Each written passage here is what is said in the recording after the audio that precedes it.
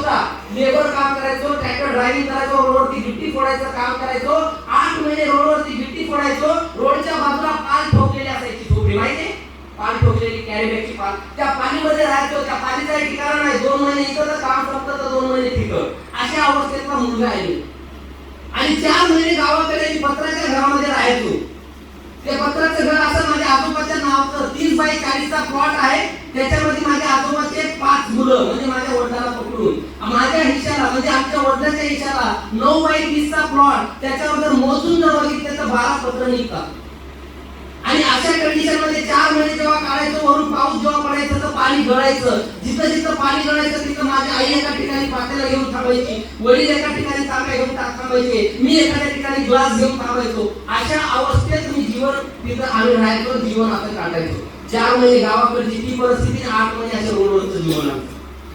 आणि अशा पद्धतीचं जीवन असताना हा बिझनेस मध्ये मला सरांनी विश्वास दिला आणि त्या विश्वासाला मी पात्र ठरण्यासाठी मेहनत करण्याचा निर्णय घेतला आणि कामाला सुरुवात केली. कामाला सुरुवात केल्याच्या नंतर बरेच वेळा असं होतं, कामाला सुरुवात केल्याच्या नंतर आपल्याला जेवढं वाटतं हा बिझनेस सोपा आहे, तेवढा हा बिझनेस लोकांच्या नजरेत सोपा नाहीये. लोकांच्या नजरेत सोपा नाही, आपल्या नजरेत अवघड पण नाहीये. पण हा बिझनेस समजून जर घेतलं तर, हा बिझनेस समजून जर घेतलं तर, मी सांगायला सुरुवात केली हा बिझनेस लोकांना. मग आता मी सांगणार कोणाला, मी लेबर काम करणारा, ट्रॅक्टर ड्रायव्हिंग करणारा, रोडवरती दगड फोडणारा, पाणीमध्ये राहणारा, माझी संगत कोणाची असणार? त्याच लोकांची. का असं होईल तलाठी, ग्रामसेवक, विस्तार अधिकारी, पोलीसवाला, वकील, डॉक्टर, इंजिनियर असं असेल का? नाहीये. माझं संगत त्याच लोकांसोबत. जेव्हा मी त्यांना हा बिझनेस सांगायचो ते लोक म्हणायचे मला, अरे असं काही नसते, हे श्रीमंत लोक सूट घालणारे आपल्याला फसवतात, वेळा आला का क्रियाच्या नादाला लागलो, असं काही होत नाही. मग मी विचार करायचा हे असे बोलायला लागले, काम करत आपण. मग बाकीच्या मित्रांना सांगतो, माझ्या सोबतचे मित्र, श्रीमंत मित्र माझे, कोणते मित्र, कोणी आडत दुकानावर काम करायला, कोणी टेलर दुकानावर काम करायला, कोणी हॉटेलवर वेटर करायला, ते माझे मित्र श्रीमंत. किती श्रीमंत असतील माझे मित्र. त्यांना जेव्हा सांगितलं ते मला सांगायचे, अरे आपण नसते रे, तुला काहीच माहित नाही, तू वेळासारखं करू नको. माझा काका त्या याच्यामध्ये गेला, माझा काका त्याच्यामध्ये गेला, माझा मामा ह्या कंपनीत फसला, माझा तुझा भाऊ ह्या कंपनीत फसला, वगैरे वगैरे सांगायचं. कधी कधी मी विचार करायचो, मी फसलो काय करा, काही खरं नाही. पण आणखी जेव्हा या स्टेटकडे यायचो, जेव्हा आणखी या प्रोग्राम मध्ये यायचो, तेव्हा मी बघायचो ह्या स्टेटवरती अनेक लोक पैसे कमवणारे. आणखी वाटायचं हे लोक खरे होतात. म्हणून कधी कधी डाऊट यायचा, जाऊन त्याला म्हणायचं, तुमच्या स्टेटवर बोलले खरंच आहे का, मला इन्कम दाखवलं तुमचं, लगेच मग त्याने इन्कम दाखवायचं, माहिती म्हणायचे सगळं खरं. ते लोक कसे काम होतात, ते त्यांच्या ठिकाणी योग्य होते, ते यांच्या ठिकाणी योग्य आहे. आणि त्यांना जे माहिती आहे ते सांगत होते, यांना जे माहिती नाही हे सांगत होते, म्हणजे यांना जे माहिती होते हे सांगायचे. मग त्या दोघांमधला फरक जाणवण्यासाठी मी या बिझनेस मध्ये ट्रेनिंग अटेंड केले, मीटिंग अटेंड केले आणि हा बिझनेस शिकण्याचा प्रयत्न केला. आणि हा बिझनेस मी शिकून घेतला आणि कंटिन्यू काम करत गेलो. या बिझनेसची ताकद, या सिस्टमची ताकद, ह्याच व्यवसायाच्या माध्यमातून, या बिझनेसच्या माध्यमातून मी व्यवसायाच्या माध्यमातून सुरुवातीला गाडी घेतली, यामा माहिती म्हणजे मोटरसायकल. जेव्हा मोटरसायकल घेतली तेव्हा ती मोटरसायकल माझ्या खानदानाची पहिली नवीन टू व्हीलर होती. याच्यावर अंदाज लावा माझ्या खानदान किती श्रीमंत असेल. टू व्हीलर घेतली. टू व्हीलर घेतल्याच्या नंतर सगळ्यात महत्त्वाची गोष्ट मी सहवासाला फार मानतो, मनातून मानतो. कारण टू व्हीलर जेव्हा घेतली माझा सहवास बदलला. मी आधी कोणाच्या संगतीत राहायचो, त्या लोकांच्या, जे माझ्यासोबत लेबर काम करायचे, ट्रॅक्टर ड्रायव्हिंग करायचे, रोडवरती दगड फोडायचे, त्या लोकांच्या संगतीत. पण जेव्हा टू व्हीलर घेतली तेव्हा त्या लोकांची संगत कमी झाली. माझे सगळे सिनियर लोक, सूट घालणारे लोक, त्या लोकांच्या सोबत संगत वाढली. त्या स्टेजवरती मी बघितलं काही लोक सांगत होते, मी या बिझनेसच्या माध्यमातून ही गाडी घेतली, ती गाडी घेतली, हे घर घेतलं, ते घर घेतलं, इकडे विमानाने गेलो, तिकडे विमानाने गेलो. हे सगळं ऐकल्याच्या नंतर माझे विचार यांच्यासारखे झाले आणि संगत बदलल्यामुळे विचार यांच्यासारखे झाले आणि यांच्यासारखे विचार झाल्यामुळे मला पण वाटलं माझ्याकडे पण अशी एखादी गाडी असली पाहिजे. आणि आज सांगायला प्राऊड फील होत आहे, ह्याच बिझनेसच्या माध्यमातून, या सिस्टमच्या माध्यमातून माझ्याकडे एक नाही, आज स्वतःकडे स्वतःचे 2 फोर व्हीलर आहेत. पावरात माझ्याकडे कधी विचार पण केला नव्हता की ही लाईफ मला जगता येईल म्हणून. निर्णय घेतला, कंटिन्यू काम करत गेलो. आज इथं दोन प्रकारचे लोक बसलेले, एक पालक वर्ग आणि स्टुडंट वर्ग बसलेले असते आणि हाऊस वाईफ आहेत काही. तर लेडीज लोकांसाठी तर परदेशी मॅडम बोललेच त्यांचा अनुभव, पण दोन लोकांसाठी स्पेशली मेसेज दिले, पालक वर्ग आणि मुलांसाठी, स्टुडंट वर्गांसाठी.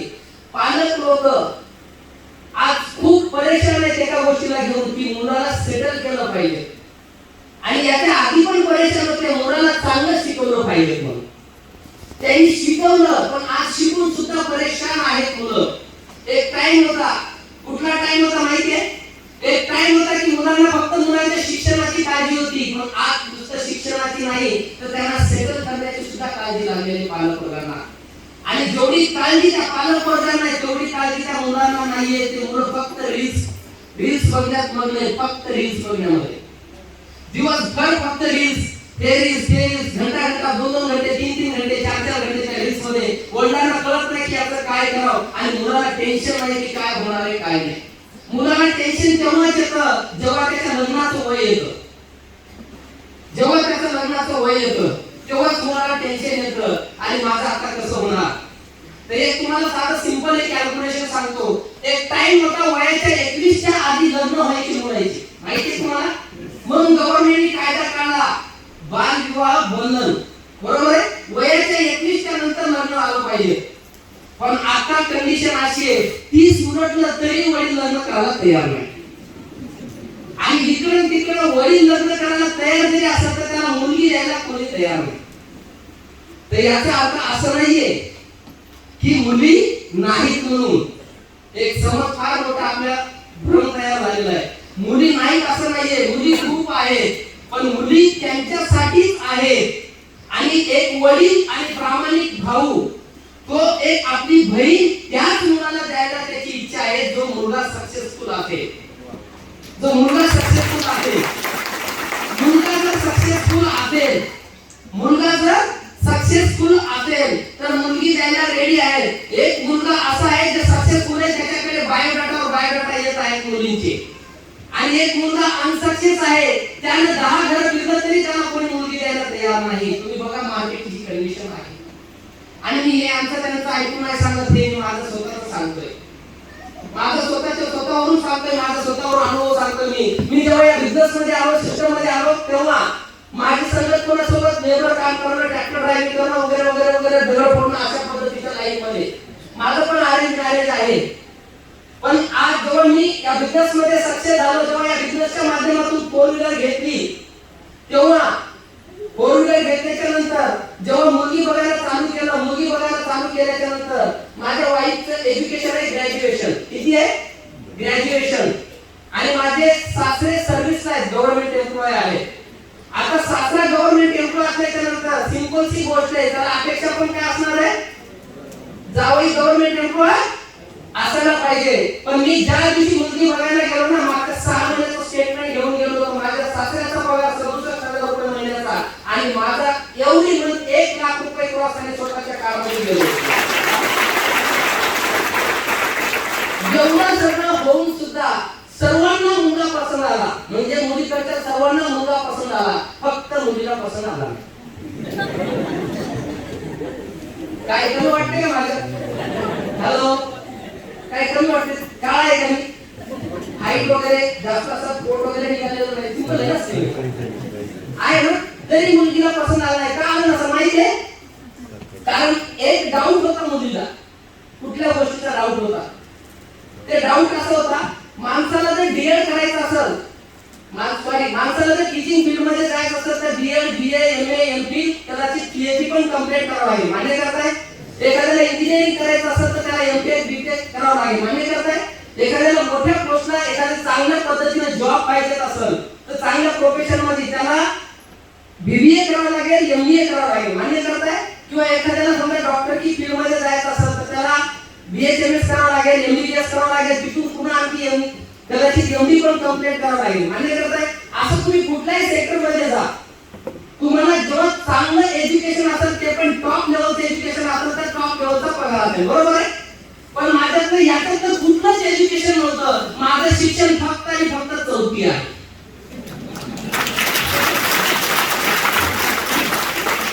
तर मुलीला हा डाऊट आला, मुलीला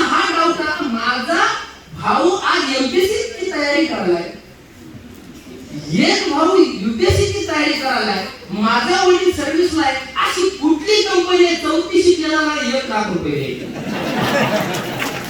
कुठली कंपनी आहे?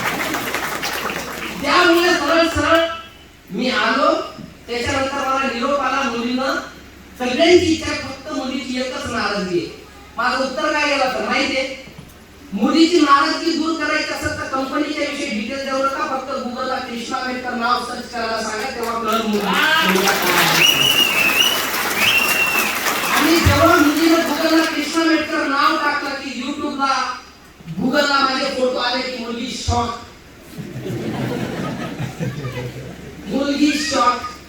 आणि तिनं एकच सांगितलं, कदाचित देवाने मला कुठल्या डॉक्टरला, इंजिनियरला, वकीलला न जोडी बनवता कदाचित यांच्यासाठी मला ठेवला असेल, म्हणून आज हे मुलगा आला माझ्या लाईफवर. आणि मी पण एकही रुपया हुंडा न घेता त्या मुलीसोबत लग्न केलं. आज सांगायचं एकच आहे याच्यातून, तुम्ही किती एज्युकेटेड आहात ते महत्वाचं नाहीये. ते महत्वाचं नाहीये.